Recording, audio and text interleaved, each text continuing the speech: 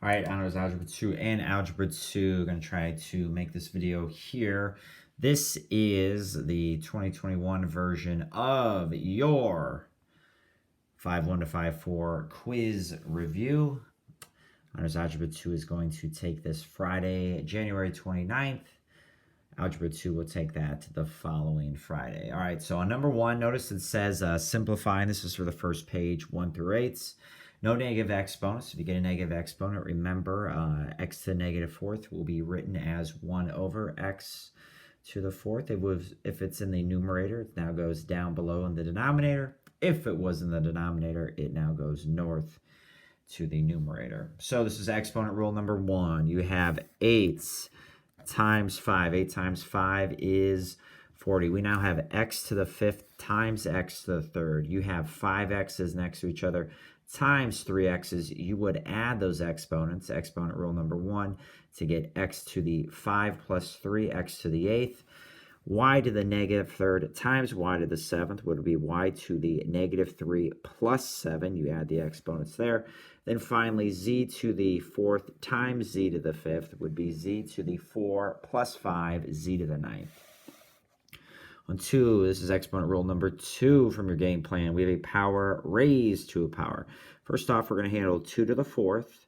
Take 2, raise it to the 4th. That gives you 16. You have x to the negative second. That is being raised to the 4th power. It's like having x to the negative second times x to the negative second times x to the negative seconds. Finally, times x to the negative second. You would add negative 2 4 times, or you can do the quick trick of multiplying. When you have a power being raised to another power, you simply multiply to give you x to the negative 8th. You take y to the third, it's being raised to the 4th power. That is y to the 3 times 4, y to the 12th. Z to the 5th, being raised to the 4th power, is z to the 5 times 4, z to the 20th. Notice you have x to the negative 8th. There was no fraction written. There was no denominator. So this will now go to the denominator and be x to the positive 8th down below. On 3, I highly recommend that we simplify this first. Okay, so first off, 3 over 4 will not simplify. I then ask myself, I look at x to the 5th over x to the 3rd.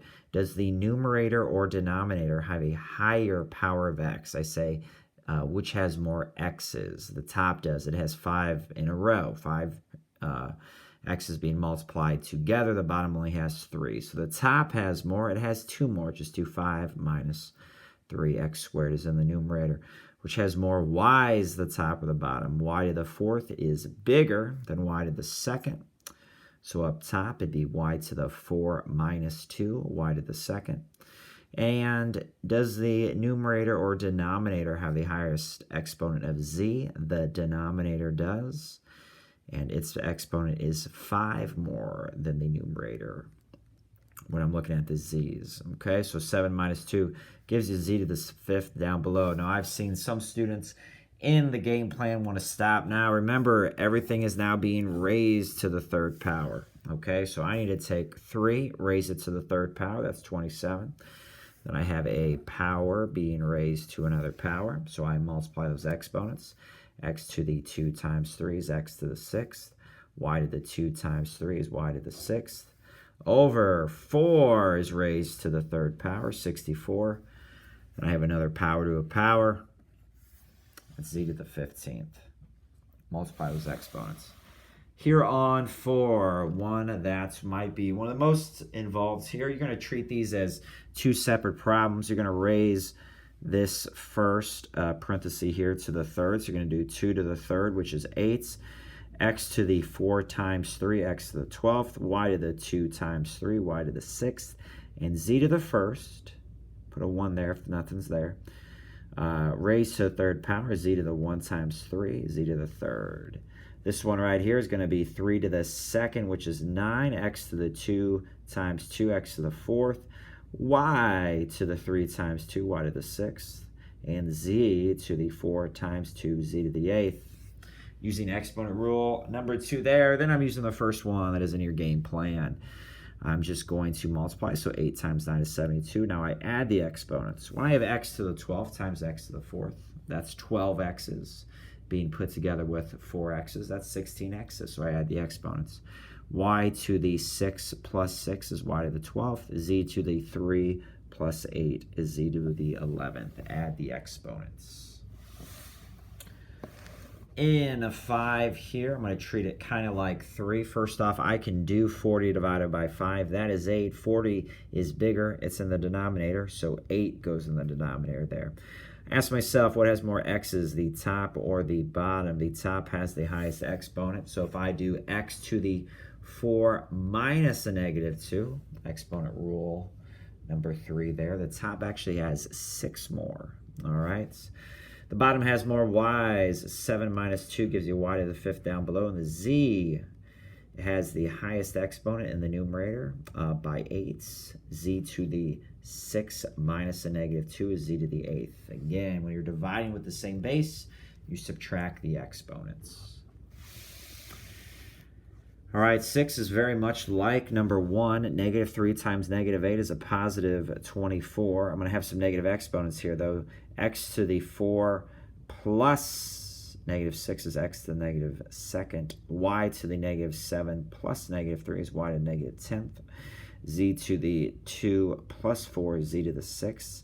Those two negative exponents that were in this numerator, because I was kind of dividing by 1, now become positive exponents in our denominator. All right, x to the negative 2nd is 1 over x to the 2nd. Y to the negative 10th would be like 1 over y to the 10th. They both go south. Number 7, I'm raising everything to the negative 6th power, okay? Power to a power, I multiply. X to the negative 2 times negative 6 is x to the 12th. Y to the 4 times negative 6 is y to the negative 24th. Z to the negative 3 times negative 6 is z to the 18th. I have a negative exponent with y, so I need to ship that to the denominator. It will become y to the 24th down below. Number 8 is very similar to number 3. First, I'm going to simplify this. 24 over 6 is 4. The top has the highest exponent, 4x, by 5. 7 minus 2 is 5. The bottom has the higher exponent with y. 5 minus 2 is 3, so y to the 3rd down below again. Don't forget to raise everything to the 3rd power. 4 to the 3rd gives me 64. I have a power to a power, so I multiply those exponents. X to the 5 times 3 is x to the 15th over y to the 3 times 3, y to the 9th. And that was all from section 5.1. Then we get into some really Algebra 1 review here. I'm just combining like terms. Underline like terms first. X squared terms, the x terms, and the constants. I have 6x squared minus a negative 2x squared would be 8x squared. 6 minus a negative 2 is 8. 7x minus a negative 5x would be 7x plus 5x. That's 12x. 11 minus a positive 4 is just 11 minus 4, which is 7. Nothing more to that than combining like terms. Here on 12, I need to distribute first. I need to do 3 times 2x squared. That's 6x squared. 3 times 5x is 15x. Negative 2 times 2x squared is a negative 2x squared. Negative 2 times a negative 4 is negative 2 times a negative 4x is a positive 8x. Combine like terms. 6x squared minus 2x squared is 4x squared.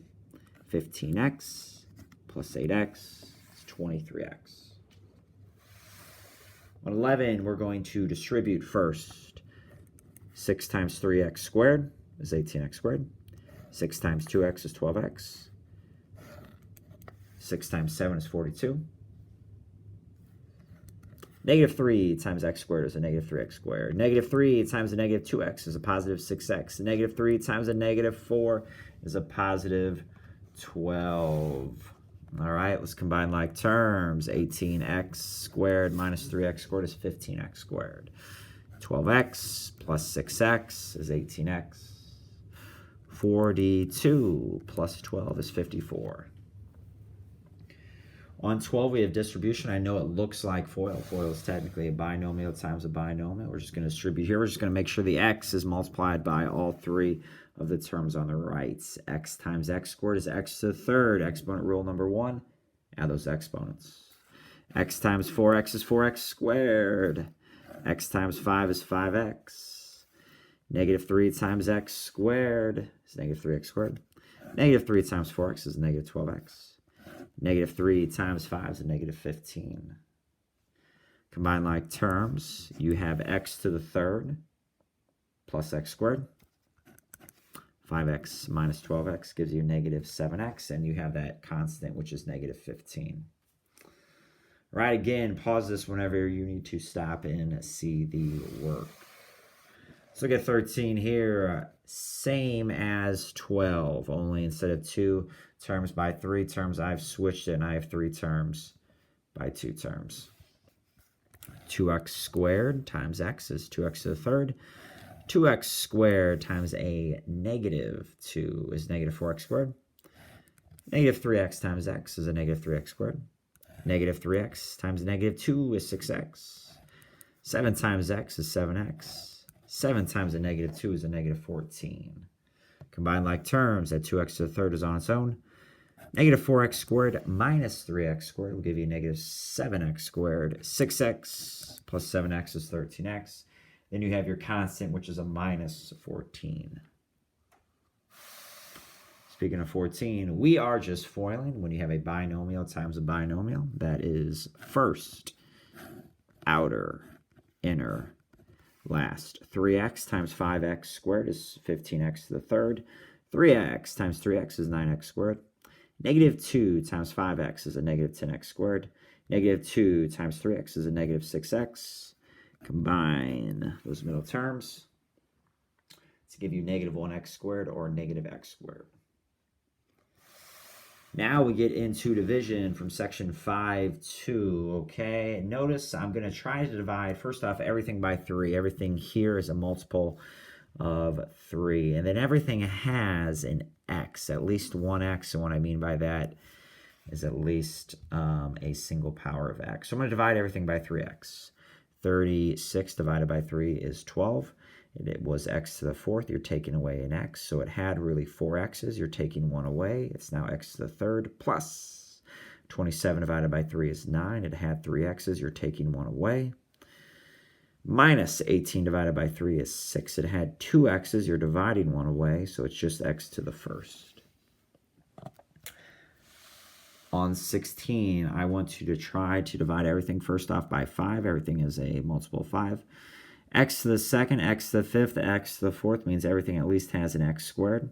Y to the fourth, y to the second, y to the second means that every term at least has y to the second. So that's why I'm dividing everything by 5, x squared, y squared. 50 divided by 5 is 10. This had 5 x's, i.e. exponent of 5, and you're taking 2 away. 5 minus 2 gives you x to the third. Y to the 4 minus 2 gives you y to the second. Minus 35 divided by 5 is 7. X to the fourth divided by x squared will give you x to the second. It had 4 x's. You're taking 2 away. It had 2 in the exponent for y, and you're taking them both away. So bye-bye y. It's no more there. Then what we have here, synthetic division, which I did not have ready. So let's do this together. Might be on the sloppy side. X minus 2. Anytime you do synthetic division, you first off take what you're dividing by and set it equals 0. Not only are you checking to see if x minus 2 is a factor, you're checking to see if x equals 2 is a solution. So you take that solution, which is 2, and you put it in what I call the cubby. Now you are telling this made-up program here to start with x to the second and write in a coefficient for every exponent for x starting at 2 and ending at x to the 0. So 3 for 3x squared, negative 2 for negative 2x to the first, and 9 for the constant, or x to the 0. Remember, anything to the 0 power is 1. So 9x to the 0 would be 9 times 1, which is just 9. All right, we're always bring down this first term because a 3x squared divided by a 1x, 3 divided by 1 is 3, so we just bring the 3 down. Two operations for synthetic division are multiplication and addition. I take the cubby number and I multiply it by this number below. 2 times 3 is 6. Then I add the columns. Negative 2 plus 6 is 4. Then I take cubby 2 times 4, which is 8, and I add the column 17. That is my remainder. So the answer to my question is no, x minus 2 is not a factor. We will want a remainder of 0 in the next game plan, but right now it's all right. We're just practicing division. If I started with 3x to the squared and I'm dividing by a power of x, I am subtracting 1 power from my original expression there. So instead of writing 3x to the second, I will write 3x, drop it down to power. What follows x is the constant, plus 4. That is a positive 17, so it's going to be plus 17 over what I'm dividing by. 3x plus 4 plus 17 over what I'm dividing by. All right, so in 18, I'm dividing by x plus 3. I take x plus 3 and I set it equal to 0. X equals negative 3. So not only am I checking is x plus 3 a factor, is x equals negative 3 a solution. So negative 3 goes in the cubby. I put a 4 for 4x to the third. So I need to write in a coefficient for every power of x starting at 3 and ending at 0. Negative 8 for negative 8x squared. 5 for 5x, negative 13 for the constants. Always bring down that first term again. 4x to the third divided by a single x is 4 divided by 1, which is going to be 4. Negative 3 times 4 is a negative 12. I add up the column. Negative 3 times negative 20, 60. I add up the column. I made a lot of these up so you can have an outrageous remainder. Negative 3 times 65 is a negative 195. Okay, so we just, unlike regular division, where if you're dividing by 8, the remainder can't be more than 7. There's no limits to the remainder here. I start with 4x to the third, but I took an x away, so this is going to be 4x to the 1 power less 4x squared minus 20x. Keep dropping a power, plus 65. My remainder is a negative 208 over what I'm dividing by. All right. Now we got to involve 0 with 19 and 20. Take x plus 2 when I'm dividing by, and I set it equal to 0. I'm checking to see if x equals negative 2 is a solution to this. So 5x to the third, so I put a 5 for 5x to the third. The next exponent after x to the third would be x to the second. I don't have an x to the second term in my original expression there. So what I need to do is I need to put a 0 in its place. 0 stands for 0x squared because there's no x squared term there. Minus 8x, and then 11 for the constants. Bring down the 5. Negative 2 times 5 is a negative 10. Add them up.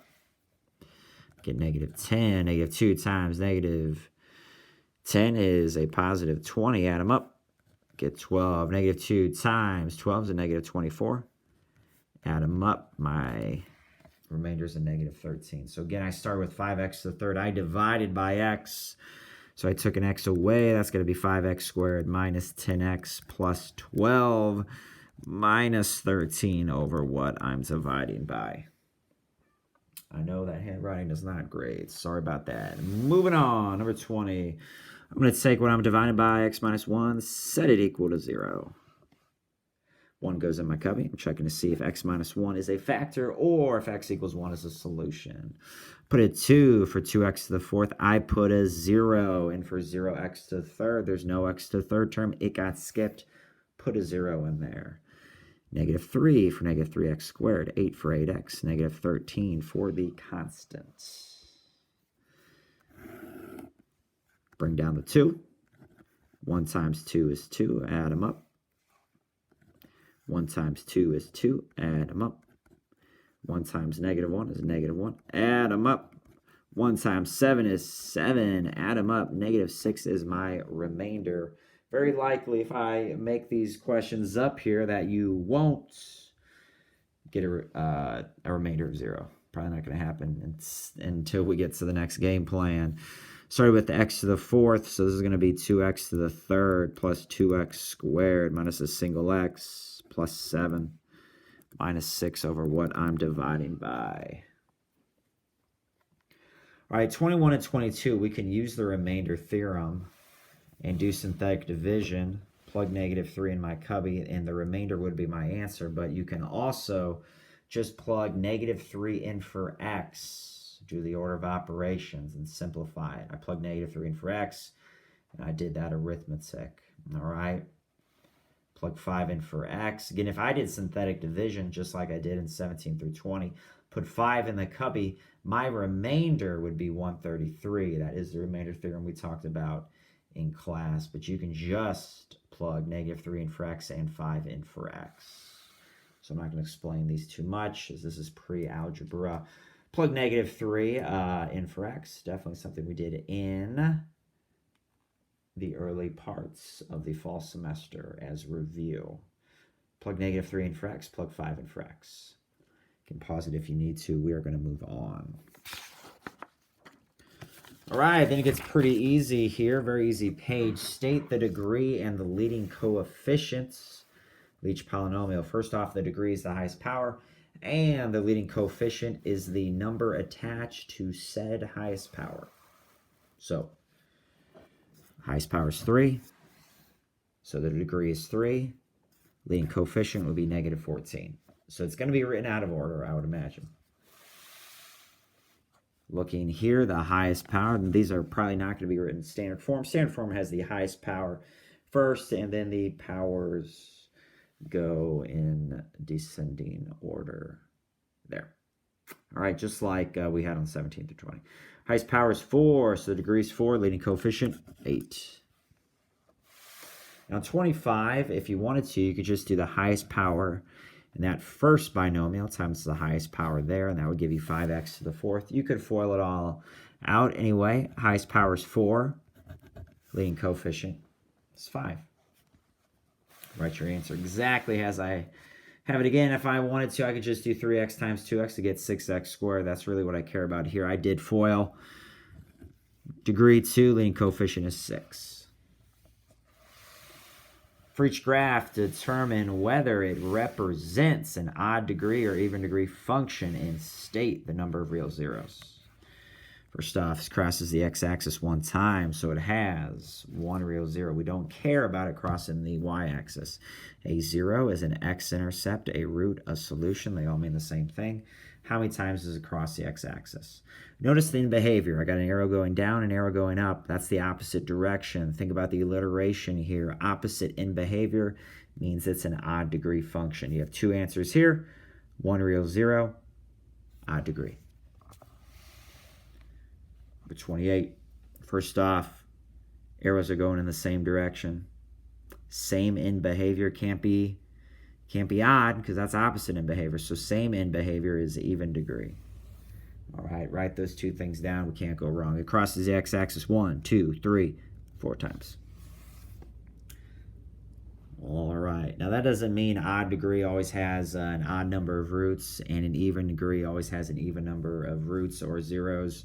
That's just a coincidence on 27 and 28. Okay, describe the in behavior. One of those four. You're either going to give that one, that one, that one, or that one as your answer. So first off, you're going to look at the leading coefficient. Now these will be written in standard form. So the power is 3. The leading coefficient is a positive 1. So because the leading coefficient is positive, the graph ends by going up. Anytime your leading coefficient is positive, the graph ends by going up. Now this is an odd degree function, and what we learned from the previous page is odd degree functions have opposite in behavior. So if it ends by going up, it's got to go down in the other direction. All right, so the graph, you're making this You're making that graph. That's your answer. This just helps us make that answer. All right. You have a power of 2. Highest power, degree 2. The leading coefficient is negative. That's very important. You got to start with the leading coefficient. The leading coefficient is negative. That means your graph's going to end by going down. Because it's an even degree function, because it has power 2, you have the same end behavior. So if it ends by going down, then the other direction, it's also going to go down. So that graph is your answer. 31, the leading coefficient is again negative, so it ends by going down. We have an odd degree function because it's raised to the third. It has degree 3, and 3 is an odd number. Opposite end behavior means it goes up in the other direction. Leading coefficient is positive. Leading coefficient positive, it ends by going up. This is an even degree function because it has degree 4, and 4 is an even number. Even degree function has the same end behavior. So if it ends by going up in the other direction, it goes up. We have an example of each of those 4 answers. Now, as I tell you in class, we're going to get rid of 33 through 35. That is from section 5.4. You can do more of that analysis next year in pre-calc. Instead, I wanted you to add these in, the 33 through 35, simplify. It would be nice if I would have had them written out first because they require a little bit of writing. But here we go. Bear with my handwriting. All right. It is not x to the third plus 64. That won't earn us a lot of points. So what we're going to do is we can write it 3 times. All right, x plus 4, x plus 4, x plus 4. We're going to take those first 2 and we're going to FOIL them. X squared plus 4x, we're multiplying, plus 4x plus 16. X squared plus 4x plus 4x plus 16, which is x squared plus 8x plus 16. All right. Then I got to bring down this x plus 4, and one more time distributes x to the third plus 4x squared plus 8x squared. Arrows mean multiplication. Plus 32x plus 16x plus 64. All right, combine like terms. 12x squared, 48x. X to the third plus 12x squared plus 48x plus 64 would be your final answer. All right, I am going to just work here with number 34. We're going to run out of room. On 35, just to get you started, you would write it again 3 times. The only thing you got to worry about, when you get started and you start foiling here, it's just, 2x times 2x is 4x squared. Then you get plus 6x. Then you get plus 6x. And then you get plus 9. Our whole goal is to make it look like something that was on page 2 of this quiz review. 4x squared plus 12x plus 9. Then you're going to multiply it by the 2x plus 3. All right. Now let's talk about 34 here to end this long review video. I'm going to write x minus 5 3 times.